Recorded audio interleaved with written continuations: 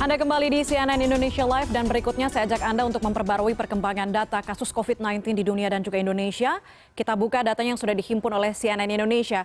Di seluruh dunia kasus positif corona ini angkanya sudah mencapai 1.853.495 kasus. Ini dengan jumlah meninggal sebanyak 114.254 orang. Sementara pasien yang sembuh mencapai 423.721 orang. Dan berikutnya kita lihat data dari Indonesia. Ini dia berdasarkan konferensi pers 13 April 2020, jumlah pasien yang terkonfirmasi positif COVID-19 mencapai 4.241 jiwa. Ini penambahan paling tinggi dari sejak awal adanya kasus pertama COVID-19 di Indonesia dengan penambahan 399 orang. Sementara jumlah pasien yang sembuh juga terus meningkat, kini bertambah menjadi 73 orang, maksud saya menjadi totalnya 359, tapi jumlah pasien yang meninggal juga bertambah 46 orang, menjadi total 373 pasien meninggal dunia.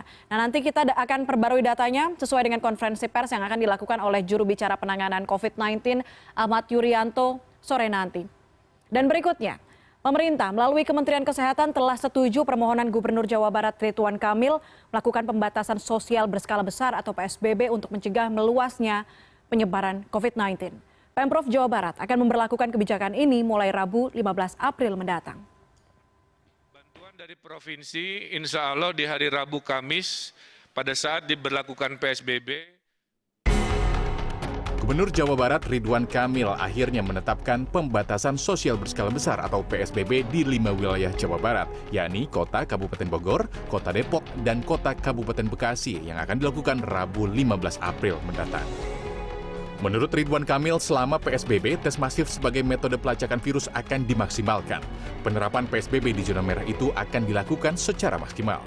Sesuai pasal 4 Permenkes nomor 9 tahun 2020 tentang PSBB, PSBB dilakukan dengan menutup akses di wilayah-wilayah, membatasi aktivitas sekolah dan perkantoran, kegiatan keagamaan, kegiatan di tempat atau fasilitas umum, kegiatan sosial, kebudayaan, serta moda transportasi. Warga yang masuk dalam data terpadu kesejahteraan sosial DTKS akan dibantu menggunakan APBN.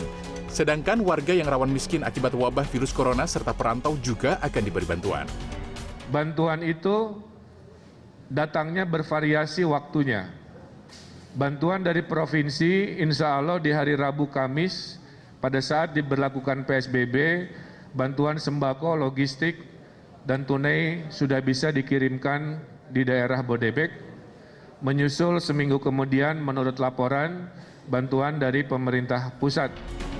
Menanggapi berlakunya PSBB di Kota Depok pada Rabu mendatang, Wali Kota Depok Muhammad Idris mengungkapkan pelaksanaan PSBB di Kota Depok masih harus diatur mekanismenya agar bisa berjalan sesuai dengan anggaran yang dimiliki Kota Depok. Idris mengakui Pemkot Depok tak memiliki anggaran sebesar DKI Jakarta. Dengan pembiayaan tentunya seperti itu, ya terus terang kami membutuhkan support dana baik dari provinsi maupun dari pusat, seperti itu. Sementara itu Bupati Bogor Adi Yasin akan terus memperketat 11 kecamatan di Kabupaten Bogor yang menjadi zona merah. Meski memiliki kesulitan soal kedisiplinan warganya akan bahaya COVID-19 serta faktor ekonomi yang tidak merata di Kabupaten Bogor, Ade menargetkan 2 hari ke depan 40 kecamatan se-Kabupaten Bogor akan diberlakukan sistem PSBB. Oleh kami mudah-mudahan selesai hari ini. Ini juga ada perdebatan sebetulnya karena PSBB di kita ini kan kalau kita terapkan secara keseluruhan, ini kendalanya banyak dengan luas wilayah, dengan ratusan pintu masuk juga ini kan banyak hambatan, diantaranya petugas kami juga nggak mungkin bisa disebar di seluruh kabupaten. PSBB di 5 wilayah di Jawa Barat ini merupakan tahap pertama yang dilakukan Pemprov Jabar. Pemprov Jabar kini tengah menyiapkan surat pengajuan PSBB tahap 2 yang meliputi Bandung Raya. Ridwan Kamil menegaskan dengan adanya PSBB ini, aparat hukum diberi kewenangan untuk memberi sanksi yang diserahkan kepada wali kota dan bupati. Tim Liputan CNN Indonesia, Jawa Barat.